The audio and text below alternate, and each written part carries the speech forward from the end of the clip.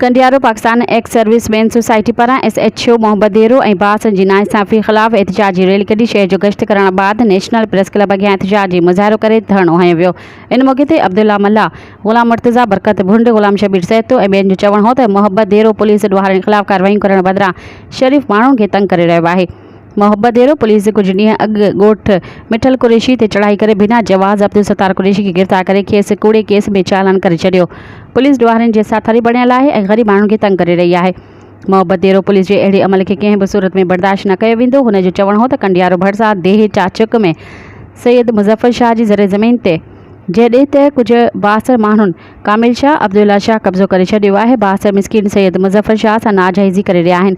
उन्हनि मुतालबो कयो त मोहम्मद देरो पुलिस जे ख़िलाफ़ क़दम खंयो वञे ऐं कंडियारो थाणे जी हद में सैयद मुज़फ़र शाह सां ज़ुल्म कंदड़ बासरनि ख़िलाफ़ क़दम खंयो वञे। ॿी सूरत में सख़्तु एहतिजाज कयो वेंदो। मज़ीद ख़बरनि ऐं तफ़सीलात लाइ विज़िट कयो असांजी वेबसाइट www.awamiNewsHD.com ऐं ॾिसंदा रहो अवामी न्यूज़ HD।